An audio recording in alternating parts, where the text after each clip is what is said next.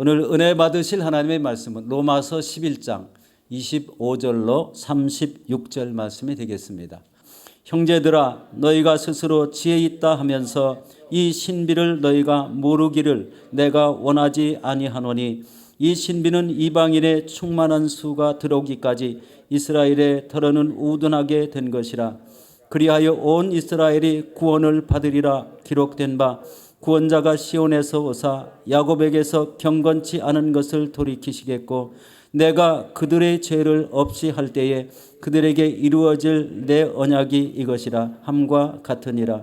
복음으로 하면 그들이 너희로 말미암아 원수된 자요, 택하심으로 하면 조상들로 말미암아 사랑을 입은 자라.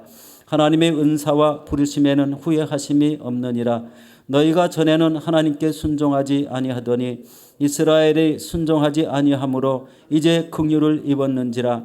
이와 같이 이 사람들이 순종하지 아니하니 이는 너희에게 베푸시는 긍휼로 이제 그들도 긍휼을 얻게 하려 하심이라. 하나님이 모든 사람을 순종하지 아니하는 가운데 가두어 두심은 모든 사람에게 긍휼을 베풀려 하심이로다.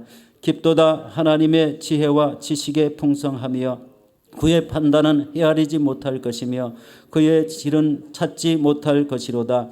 누가 주의 마음을 알았느냐? 누가 그의 모사가 되었느냐? 누가 주께 먼저 드려서 갚으심으로 받겠느냐? 이는 만물이 주에게서 나오고 주로 말미암고 주에게로 돌아감이라. 그에게 영광이 세세토록 있을지어다. 아멘. 할렐루야. 우리 예수님 사랑하시면 크게 아멘 하십니다. 아멘. 우리 함께 하겠습니다. 하나님도 나를 죽기까지 사랑하십니다. 아멘. 믿으십니까? 오늘 하나님의 그 사랑이 이 자리에 함께하고 계신 줄로 믿습니다. 오늘 함께 영상으로 예배드리시는 분 사랑하고 축복합니다. 오늘 이 자리에 임하는 성령의 은혜가 그 자리에 함께 하시기를 또한 축원드립니다. 저는 오늘 로마서 11장 25절로 36절 말씀 가지고요, 깊도다 하나님의 지혜와 지식의 풍성함이요, 이런 제목을 함께 은혜를 나누고자 합니다. 새해가 밝았습니다. 새해에는 정말 하나님의 은총과 또 하나님의 축복이 늘 함께 하시기를 간절히 소원합니다. 우리 옆에 있는 분들 한번 이렇게 보시고 만지진 마시고 할렐루야. 새해 복 많이 받으세요. 한번 인사하겠습니다. 새해 복 많이 받으세요. 네, 새해 복 많이 받으세요. 할렐루야. 신년 축복성에는 사실 외부에서 강사 목사님이 오셔야 좀 제맛이 납니다. 맨날 듣던 목소리로 듣는 것이 사실 좀 외부에서 오셔야 또 정말 새롭게 우리에게 또 은혜를 주시는 것도 있기 때문에, 또 듣지 못했던 것을 들을 수 있는 여러 가지 음식을 골고루 먹어야 건강한 것처럼 여러 가지 말씀을 전체를 하나하나 다 또 여러 가지 관점에서 하나님의 은혜를 받는 것이, 이게 참 우리에게 영적으로 큰 은혜고 또 우리를 영적으로 건강하게 하는 거예요. 사실 오늘 이제 서게 되니까 이거 어떻게 하나님 말씀을 전해야 되나, 어떤 말씀을 전하는가, 또 두 번째는 어떻게 전해야 될까? 정말 부흥 강사처럼 좀 세게 나가야 되나? 아니면은 부드럽게 나가야 되나? 따뜻하게 나가야 되나? 긍정의 믿음의 설교를 해야 되나? 아니면 뭐 희망의 설교를 해야 되나? 치유의 설교, 뭐 어떻게 해야 되는가? 사실 고민을 했어요. 그래서 기도하다가 이 하늘 아래 새 것이 없다는 말씀이 생각이 났어요. 그래서 뭐 그 말씀이 그 말씀이지. 할렐루야. 하나님 나에게 주시는 말씀 믿음으로 전하자라는 마음으로 기도하고 섰습니다. 여러분, 오늘 이 자리에 이 시간 하나님 앞에 마음 문이 열리기를 원합니다. 우리가 인생을 살다 보면 참 예상치 못한 일들을 많이 만나는 것 같아요.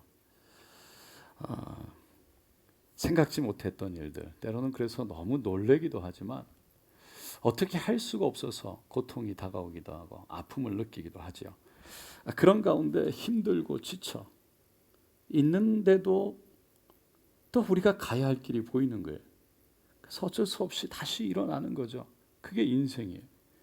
그래서 그런 시간들을 바라보면서 또 장례 예배를 드리면서 또 사람들의 삶 속에 예기치 못했던 일들을 경험하는 걸 보면서 늘 제 마음속에 하는 질문이 인생이란 뭔가? 그런 거예요. 인생이란 뭔가? 때로는 정말 하나님이 살아계신데 허무하게 보이기도 하고, 내가 그 길을 믿고 왔는데 때로는 지금 당장 느껴지게 이게 아닌 것 같고, 아니 하나님 왜 그러십니까? 하나님 이제 왜 갑자기 이러십니까? 마음속에 하나님 이러시면 내가 어떻게 해야 됩니까?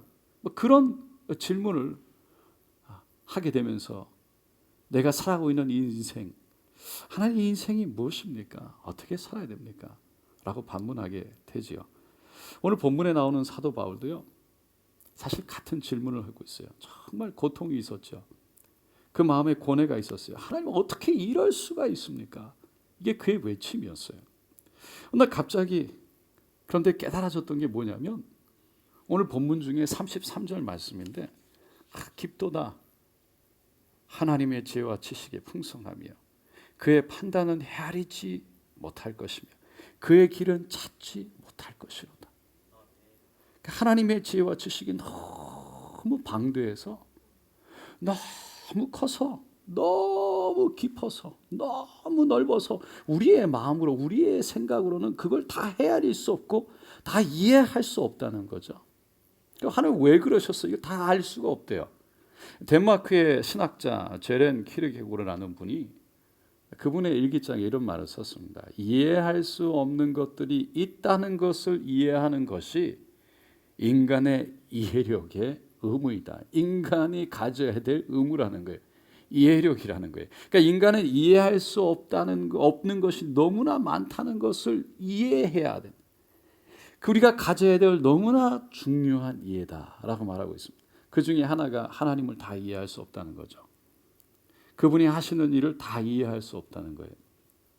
바울에게도 도저히 이해할 수 없는 고민이 있었어요. 너무 마음에 고통이 됐고 근심이 됐어요.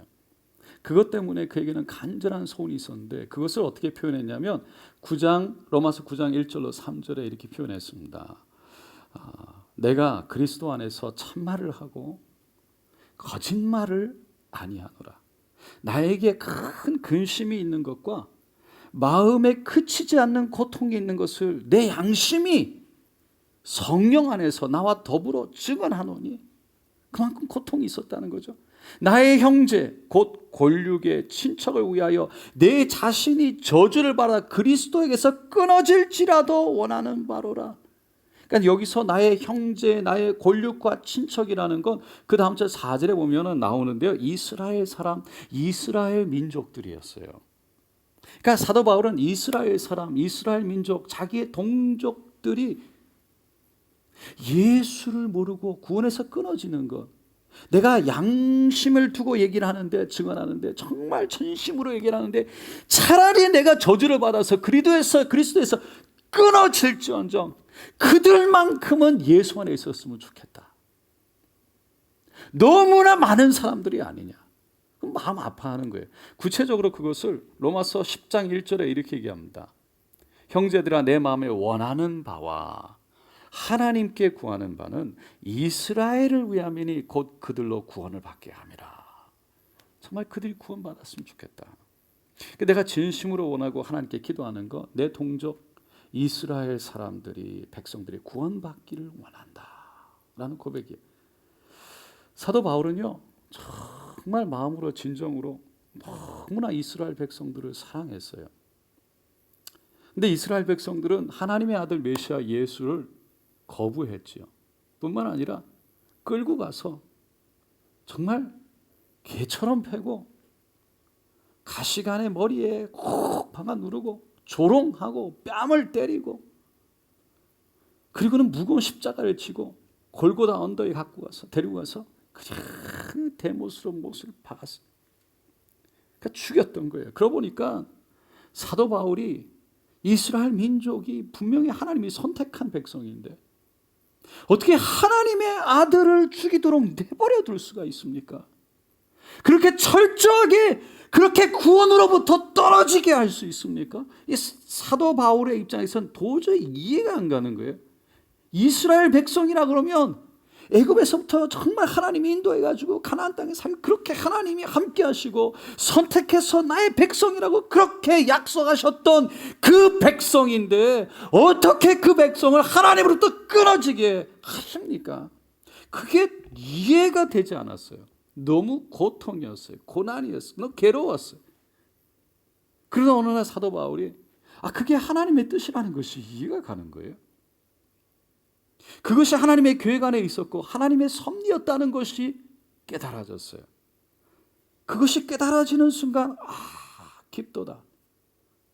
하나님의 지혜와 지식에 풍성하며 그의 판단은 헤아리지 못할 것이며 그의 길은 찾지 못할 것이로다. 여러분, 우리가 성경을 읽다가 어느 순간에 갑자기 이거였구나 깨달아지는 순간 하나님의 그 놀라우심이 깨달아지는 순간 그러고서 정말 박수를 치고 무릎을 치고 그냥 전혀 이해가지 않고 받아들이지 않았던 것들이 그냥 그대로 그냥 받아들여지는 것을 경험해 본 적이 있으실 거예요. 사도 바울이 그랬어요. 전혀 이해가지 않다가 말씀을 읽고 기도하다가 그게 하나님의 뜻이라는 것이 그냥 믿음으로 확 받아들여지는 거예요. 그래서 그것을 정말 깊다. 정말 깊구나. 그래 하나님을 찬양한 겁니다. 여러분, 사도 바울이요 그 하나님의 크심을 보게 된 거예요. 자기가 생각했던 것보다 더 크신 하나님을 깨닫게 됐어요. 나는 미래를 전혀 못 보는데 하나님은 미래를 다 보셨구나. 이미 하나님은 다 그것까지 알고 계셨구나. 그래서 그 크신 하나님이 보여지니까 그리고 믿어지니까 그분이 나를 인도하신다는 믿음이 생기게 되고, 그러니까 지금은 이런데 그 크신 하나님이 내가 보지 못하는 미래를 다 책임지시고 인도하실 거라는 게 그냥 받아지니까 그 마음에 평안이 오는 거예요. 그렇구나. 그래서 주님과 함께하는 게 여러분 우리의 힘이고, 주님과 함께하는 것이 믿어지는 게 평안이고, 그리고 주님과 함께하는 것이 믿어지는 게 우리에게 능력이 되는 줄로 믿습니다. 그럼 사도 바울이 깊도다 감탄하며 깨달은 하나님의 계획과 섭리는 무엇이었을까요? 유대인들이요 예수님을 거부하고 십자가에 못 박은 것이 오히려 유대인들도 당연히 하나님의 때에 구원하지만 그것을 지나 그것이 이방인들을 이 온 전 세계 민족들을 이방인들을 구원한 놀라운 하나님의 예비하신 섭리였다는 것을 깨닫게 된 거예요. 다시 말해서 이스라엘이 예수님을 거부하지 않고 그대로 받아들였더라면 이방인들까지 구원하는 그 길을 분명히 이스라엘 백성들이 뒤로 미루거나 막았을 것이다라는 것을 깨달은 거예요. 하나님은 이미 그것까지도 알고 계셨어요. 어떻게 사도 바울이 그걸 알 수 있었냐면 이스라엘의 역사를 보면 알 수 있어요. 이스라엘은요 늘 자신이 선택된 민족 선민이라는 그 마음을 믿음을 갖고 있었죠.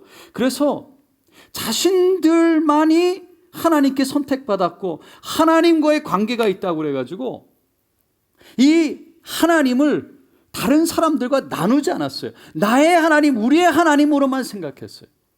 그 하나님을 전혀 다른 민족들과 나누지 않은 거예요. 사실 창세기 12장에 보면 하나님이 아브라함을 부르실 때 내가 너로 큰 민족을 이루고 내게 복을 주어 내 이름을 창대하게 하리 너는 복이 될지라 라고 얘기했어요. 너를 축복하는 자에게 내가 축복하고 너를 저주하는 자에게 내가 저주하리니 땅의 모든 족속이 너로 말미암아 복을 얻을 것이라 하신지라.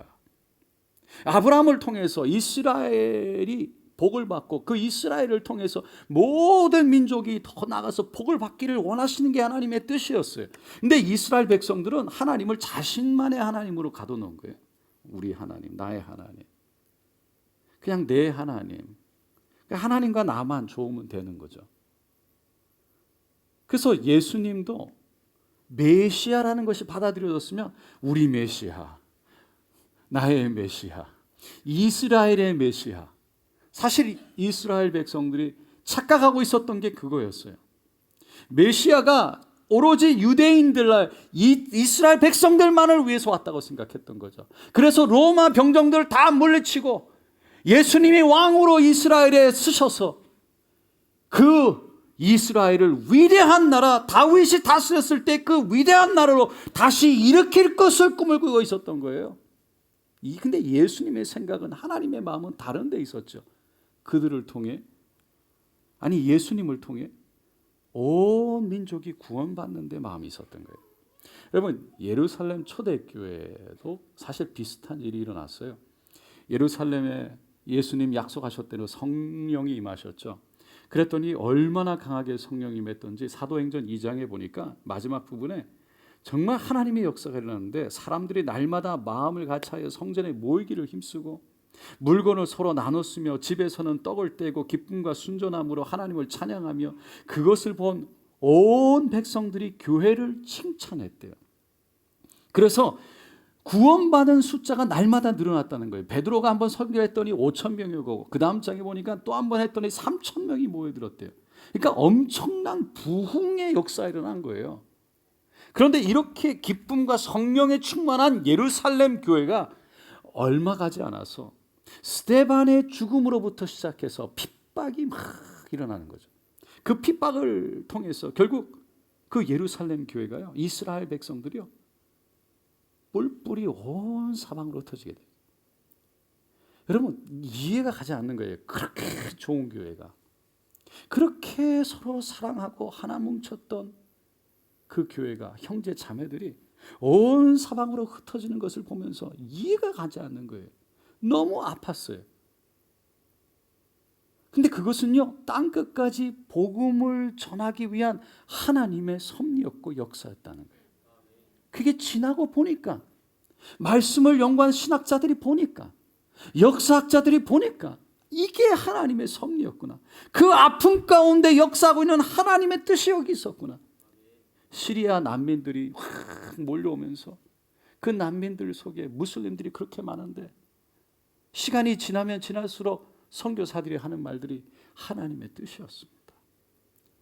이 무슬림들은 가족들끼리 막 뭉쳐가지고 같이 있기 때문에 누가 하나 예수 믿거나 배교를 하면 뭐 그 자리에서 다 쫓겨나고 죽임을 당하는데, 다 뿔뿔이 흩어져서 오니까 가족들과 연관이 없으니까 내가 예수를 믿어도 괜찮은 거예요.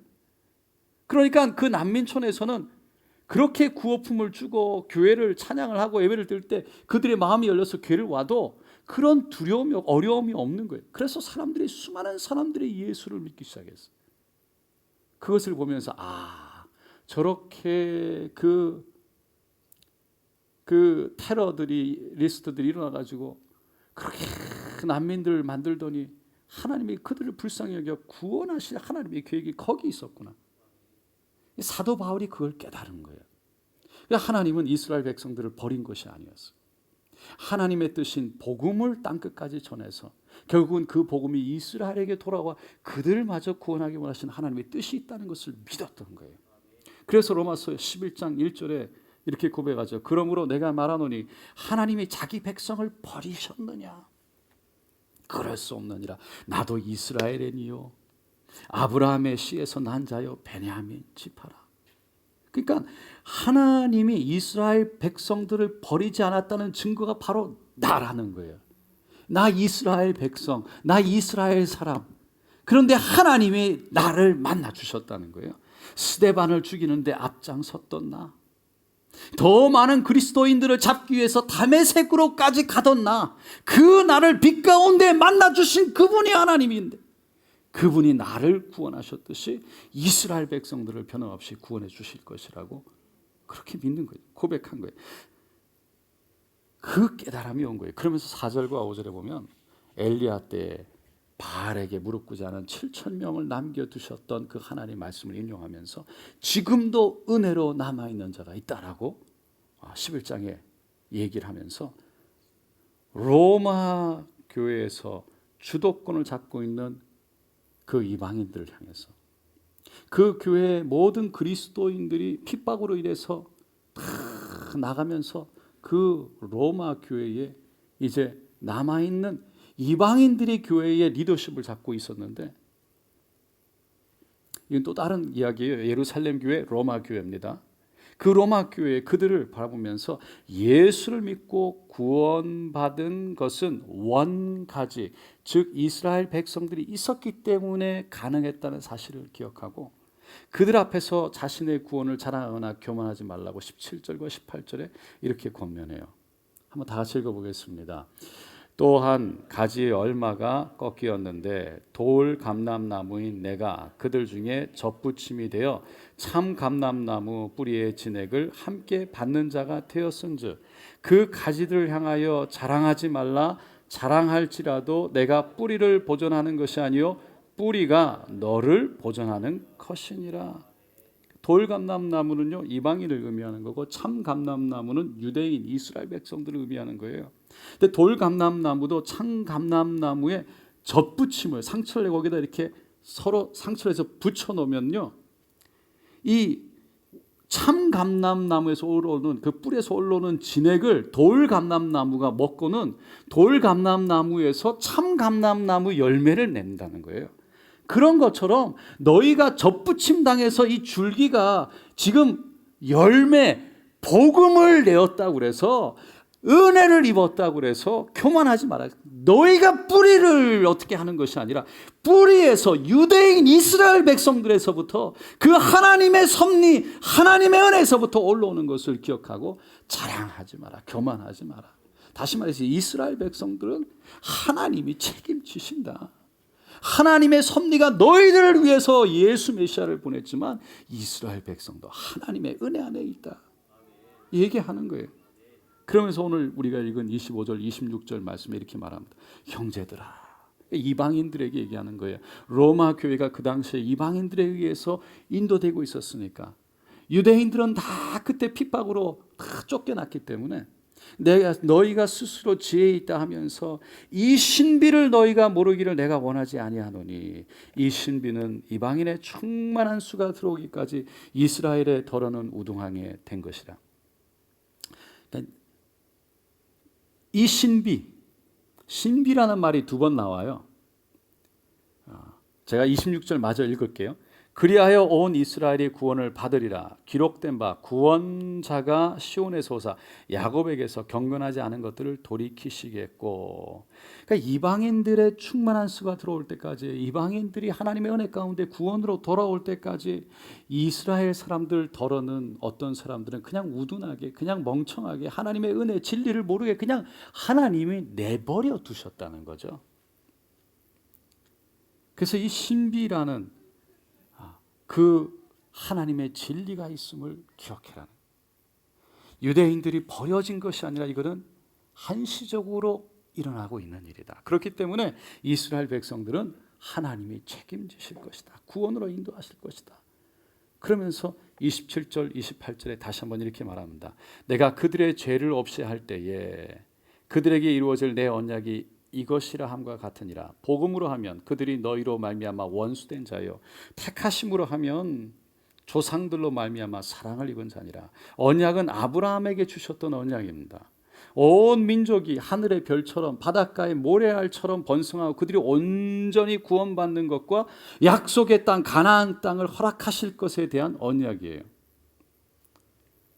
이 언약을 그대로 하나님이 이루실 것이다. 그거 이루어지는 게 결국은 너희로 말미암아 원수된 자, 복음으로 하면 결국은 너희들은 복음에서 몰랐던 하나님과 단절됐던 이방인들, 그들이 하나님의 택하심으로 말미암아 결국은 이스라엘의 조상들로 말미암아 하나님의 아브라함의 약속으로 말미암아 그 아브라함을 통해서 복을 이루겠다는, 그 온 민족을 복을 받게 하겠다는 그 약속으로 말미암아 너희가 은혜를 입었다.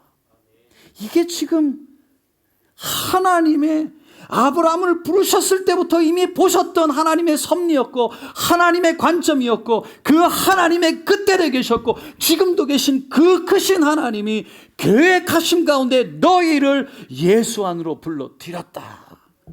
지금 사도 바울이 이렇게 얘기하고 있는 거예요. 여러분 이스라엘 역사를 쭉 보면 정말 이스라엘 백성들에게 특별한 섭리가 있었다는 걸 보게 됩니다. 이스라엘은 쭉 처음부터 보면 유프라데스 강 하류, 지금의 이란에 해당하는 이 갈대아 우르라는 땅에 살고 있던 아브라함을 부르면서 시작되죠. 하나님이 오늘 나타나셔서 아브라함아 아브라함아 너의 본토 친척 아비집을 떠나서 내가 내게 지시할 땅으로 가라. 내가 너에게 복을 주겠고 땅과 민족을 다 주겠다라고 말씀하세요. 아브라함이 믿음으로 하나님 말씀하시니까 떠나는 거예요. 그래서 유프라데스 강을 건너요. 그리고 북서쪽으로 하란이라는 곳을 가게 되는데 그때 히브리어로 히브리라는 히브리인이라는 말이 생겨납니다. 이 뭐냐면 이 유프라데스 강을 건너는 거예요. 강을 건너다라는 것이 아르바라는 히브리어로 아르바인데 그 앞에 더 영어로 더라는 이 히브리 말로 하라는 것을 붙여가지고 아바르라고 그래가지고 이것이 뭐냐면 강을 건넌 사람들이라는 거예요. 이게 결국은 히브리인이라는 단어가 됐어요. 결국 하나님은 아브라함에게 약속하셨던 약속을 지켜서 하란을 거쳐 가나안 땅으로 인도하십니다. 그곳에서 땅의 후손들을 지켜주세요. 약속합니다. 그런데 아브라함과 아내 사라가 그 하나님의 때를 믿지 못해가지고 이스마엘을 낳기는 했지만 하나님은 조금도 하나님의 계획 안에 착오 없이 100세가 되는 해에 아들 이삭을 주죠. 그리고는 이삭을 통해서 많은 민족을 이루실 그 하나님의 기반을 약속의 기초를 세우십니다. 그 이삭의 아들 야곱이 약복 강가에서 천사와 씨름하다가 결국은 하나님과 씨름하다가 하나님과 겨루 이겼다라는 뜻인 그 이스라엘이라는 이름도 받게 되죠. 그리고는 야곱의 아들 요셉을 따라서 이스라엘 백성들 그 후손들이 애굽으로 갔다가 결국은 애굽의 사람들이 더 많아지자 애굽 사람들이 두려움을 느껴서 종으로 노예 생활로 가게 되는데 430년을 그렇게 삽니다. 그러다가 모세를 부르시고 그리고 200만 명이 넘는 사람들을 그 홍해를 건너 결국은 출애굽하게 하시고 그렇지만 하나님 앞에 불순종하는 것으로 인해서 광야를 40년 동안 유리하다가 여호수아 때 가나안 땅 약속의 땅에 들어갑니다.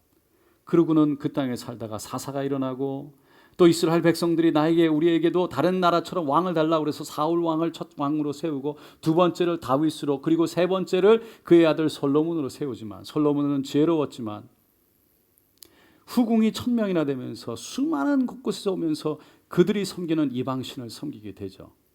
결국은 그로 인해 북이스라엘과 남유다로 나뉘게 됩니다.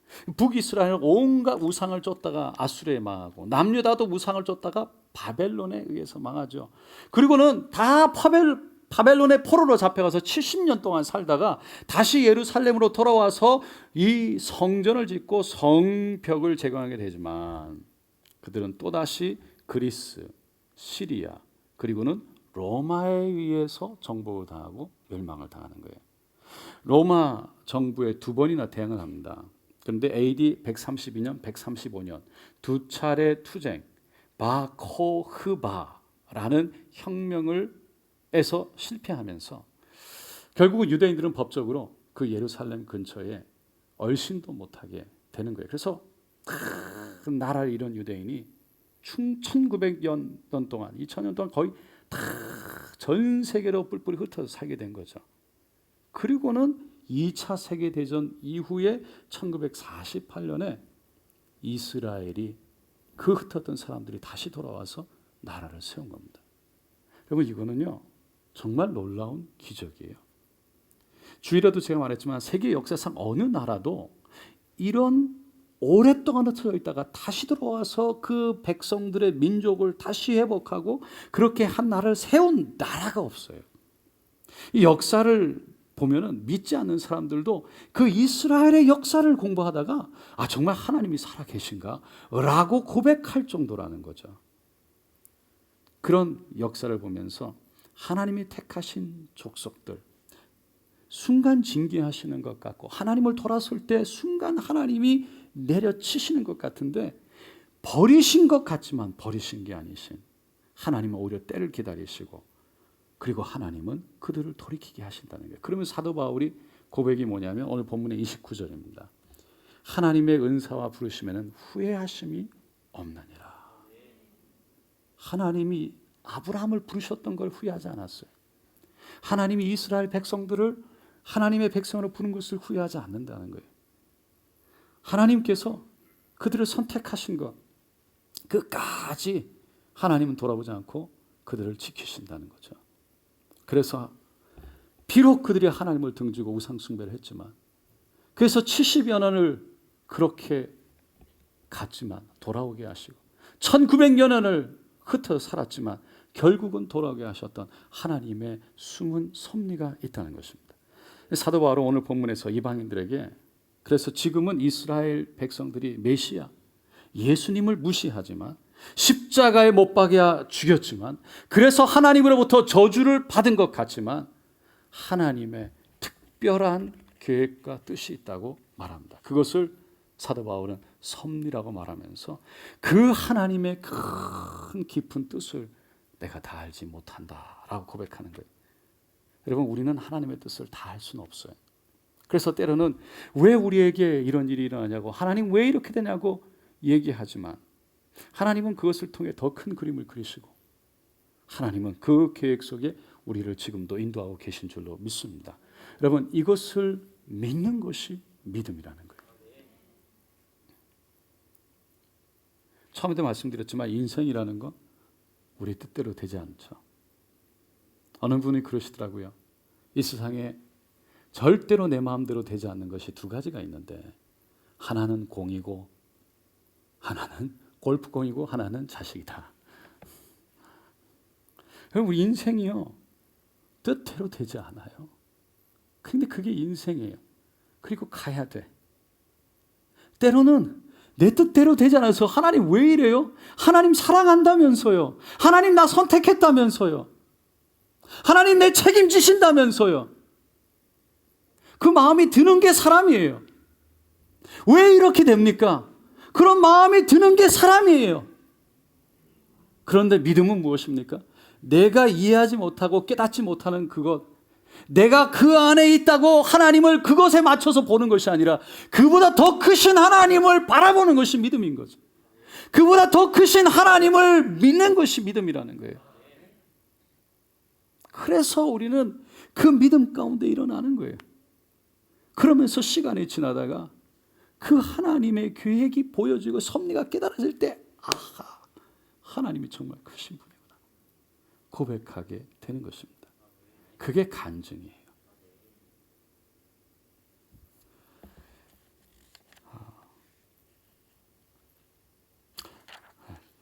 조금 넘어갈게요. 사랑하는 성도 여러분, 만약 우리가 정말 왜 하나님이 하셨는지 다 이해할 수 있다면, 정말 하나님이 왜 그러셨는지 그냥 즉각 다 이해가면요, 사실 믿음으로 살 필요가 없어요. 믿음이 필요 없어. 그냥 다 아니까, 다 이해되니까 그냥 믿음이 필요 없는 거죠. 그러니까 하나님을 향한 믿음이 필요 없어요. 그냥 어떻게 보면 다 이해가고 다 뜻대로 되니까 우리의 지혜와 이성으로 살면 돼요. 근데 하나님은 지혜와 이성, 그 하나님이 부어주신 그걸로 살면서도 순간순간 믿음으로 살기를 원하세요. 그것이 그리스도의 인의 길이고 그 믿음의 길이죠. 이스라엘을 생각하면서 근심했던 사도 바울이 그 자신의 그 하나님의 그 깊이와 그 넓이를 이해하지 못했던 것을 깨닫게 되면서 자신 안에 있던 두려움과 염려가 있었다는 것을 깨닫게 되면서 결국 그것을 하나님 앞에 맡기죠. 그 34절에 마지막에 보면, 누가 주의 마음을 알겠느냐? 나도 모른다. 누가 그의 모사가 되었느냐? 그래서 나도 그렇게 걱정했다. 그래서 나도 그렇게 염려했다. 근데 하나님은 그것도 아신다. 다 알 수 없다. 근데 이제 하나님이 보여서 나는 이제 다 이해할 수 없어도 하나님을 신뢰하기로 했다. 그 고백이에요. 여러분, 하나님은 우리가 생각하는 것보다 크신 하나님인 줄로 믿습니다. 어제 제가 송구영신 예배를 끝내고 집에 갔는데 잠이 안 오는 거예요. 하도 소리를 질러서 막 흥분해서 그런지 할렐루야. 잠이 안 오더라고요. 그래서 옆에 아이패드가 있었어요. 이렇게 열어봤어요. 근데 페이스북을 열었는데 열자마자 첫 번째 뜨는 페이지가 뭐냐면, 우리가 크리스마스 때도 그렇고 주일날도 그렇고 우리가 연우를 위해서 이렇게 기도도 하고 모금도 했잖아요. 근데 그 연우 페이지에 박은림 집사님 엄마가 쓴 글이 나오더라고요. 제가 그 집사님의 글을 한번 읽어보겠습니다. 연우야, 너의 잠든 얼굴을 볼 때마다 오스트레일리안 발레 스쿨에서 그렇게 좋아하는 발레를 실컷 하고 있어야 할 시간에 왜 이런 일이 왔을까 하고 문득 생각한다. 그러나 감사하게도 불만이 아닌, 원망이 아닌 감사로 받아들여지게 되고, 앞만 보고 달리는 엄마보다 널 향한 하나님의 큰 계획이 있음을 기대하게 된다. 한편으론 이 힘든 고난을 감당케 하시는 하나님을 이해할 수 없지만, 지금은 아무것도 알 수 없지만 나중엔 다 알게 될 것이다. 인생은 어차피 하나님 나라 갈 때까지 철로 역정의 삶인 걸 엄마는 감사히 깨달았다.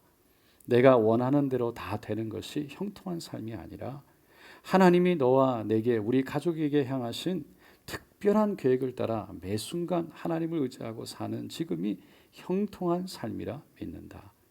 모든 결과는 하나님께 맡기고 우리는 그저 감사하자. 1년 동안 힘든 치료와 긴 병원 생활이 얼마나 힘들었을지 속으로 다 참고 이겨내는 우리 연우의 마음을 하나님은 다 아신다. 너무나 많은 분들의 기도와 사랑, 특히 우리 교회 공동체와 연우 학교와 지인들, 우리를 모르는 사람들의 기도와 응원까지 사람의 힘으로는 할 수 없을 때 하나님은 할 수 있음을 이것을 통해서 마음속 깊이 깨닫는다.